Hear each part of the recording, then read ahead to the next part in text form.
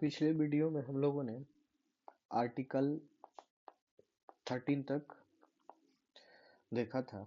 आज हम लोग चैप्टर को आगे बढ़ाते हैं, देखते हैं क्या है।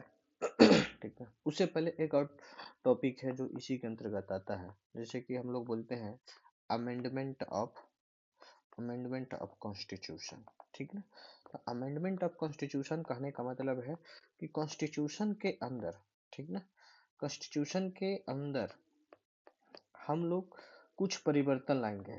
क्या करेंगे? चेंजिंग लाएंगे। ठीक ठीक ना, चेंजिंग कि उसमें कुछ नया प्रोविजन को ऐड करेंगे, ठीक ना, या कुछ ऐड करेंगे या कुछ जो उसमें है उसको हम लोग रिमूव करेंगे। ठीक ना, तो उसको हम लोग क्या बोलते हैं? अमेंडमेंट बोलते हैं। तो कॉन्स्टिट्यूशन के अंदर क्या करने वाले हैं हम लोग? कॉन्स्टिट्यूशन के अंदर चेंजिंग करने वाले, changing by adding the something और रिमूविंग द समथिंग। इसी को हम लोग चेंजिंग मतलब अमेंडमेंट कहते हैं। कॉन्स्टिट्यूशन के अंदर कुछ नया चीज ऐड करते हैं, कुछ या नया जो उसमें उसमें ऐसा चीज है जो रिडंडेंट है, उसको उसको हम बाहर निकालेंगे, मतलब रिमूव कर देंगे, तो वो चीज है। तो उसी से पहले अगर कॉन्स्टिट्यूशन में अगर हमको अमेंडमेंट करना है, तो अमेंडमेंट करने के लिए एक आर्टिकल है, ठीक ना, जिसको हम लोग बोलते हैं आर्टिकल 368। आर्टिकल 368 का यूटिलाइज करके हम क्या करते हैं? कॉन्स्टिट्यूशन के अंदर कोई पार्ट को ऐड करेंगे या किसी शेड्यूल को ऐड करेंगे। ये सब चीजें मतलब हम कॉन्स्टिट्यूशन में एक नया चीज का एडिशन करेंगे। ठीक है ना, तो यहाँ तक तो ठीक है। अब बात करते हैं हम लोग amendment of constitution. Amendment of constitution से रिलेटेड जो प्रोविजन है, मतलब मेजोरिटी, हम उसके बारे में थोड़ा सा पढ़ लेते हैं कि क्या कैसा मेजोरिटी चाहिए कॉन्स्टिट्यूशन को अमेंडमेंट करने के लिए। तो मेजोरिटी क्या है? अमेंडमेंट, थोड़ा सा इसमें देखते हैं, अमेंडमेंट ऑफ कॉन्स्टिट्यूशन। फिर इसके लिए क्या चीज का नीड होगा? नीड है मेजोरिटी की। किस चीज की नीड है? मेजोरिटी। मेजोरिटी कहने का मतलब है कि मोर देन द थ्रेशोल्ड। ठीक ना, थ्रेशोल्ड से क्या होगा? मोर देन होगा। थ्रेशोल्ड कहने का मतलब क्या है? थ्रेशोल्ड ये है कि कोई एक छोटा सा लिमिट होता है, ठीक ना, इस लिमिट से जस्ट ऊपर, ये एक क्या हो गया? लिमिट हो गया। लिमिट होगा, लिमिट से जस्ट ऊपर का जो हमको नीड होगा, उसी चीज को क्या बोलते हैं? मेजोरिटी बोलते हैं। मान लीजिए लिमिट क्या है? 50%।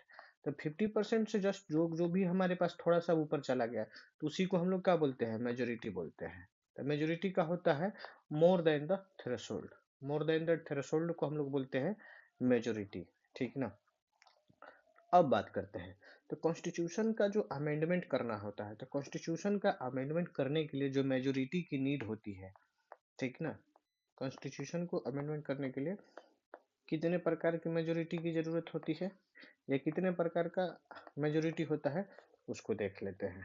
ठीक ना, अगर हम लोग पहला अगर बात करें, तो पहला बात करें तो उसका नाम है सिंपल मेजोरिटी। Simple majority. तो दूसरा का अगर बात करें तो एब्सोल्यूट मेजोरिटी। तीसरा का बात करें तो इफेक्टिव मेजोरिटी। चौथा बात कर लेते हैं तो इसको स्पेशल मेजोरिटी। ठीक, स्पेशल मेजोरिटी। ठीक ना, तो ये हमारे पास मेनली आ, चार प्रकार का क्या है? मेजोरिटी है। एक सिंपल, एक एब्सोल्यूट, तीसरा का इफेक्टिव और चौथा स्पेशल। हाँ, अगर हम बात करते हैं कि सिंपल मेजोरिटी क्या होता है, तो सिंपल मेजोरिटी कहने का मतलब ये है सिंपल सा कि 50% 50% ऑफ द, ठीक ना, प्रेजेंट एंड वोटिंग। अगर 50% जो टोटल में जो 50% of present and voting of member, जो भी अगर पार्लियामेंट है, ठीक ना, हम लोग को पता है कि पार्लियामेंट हो गया, ठीक ना, तो पार्लियामेंट के अंदर 543 मेंबर होते हैं। तो 540 मेंबर जो होते हैं, तो ऐसा तो ना है कि ये जो मेंबर है सारे के सारे अवेलेबल है, नहीं है।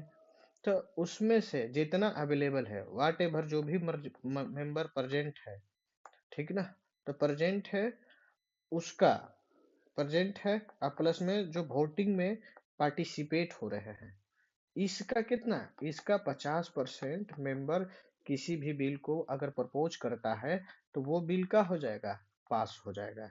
वो बिल जो होगा, बिल का हो जाएगा, पास हो जाएगा किसी भी हाउस के अंदर। तो इस टाइप का जो मेजोरिटी होता है इसको हम लोग सिंपल मेजोरिटी कहते हैं।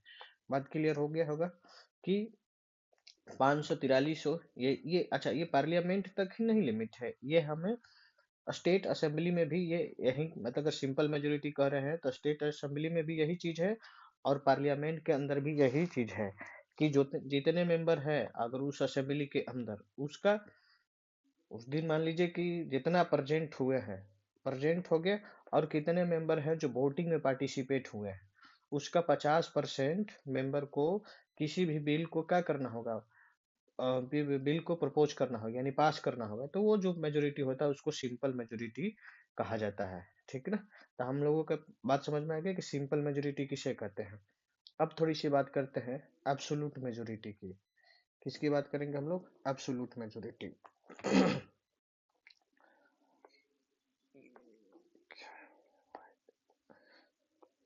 तो अब बात करते हैं दूसरा, एब्सोल्यूट मेजोरिटी। ठीक ना, कि एब्सोल्यूट मेजोरिटी क्या होता है। एब्सोल्यूट मेजोरिटी, एब्सोल्यूट मेजोरिटी कहने का मतलब यह है कि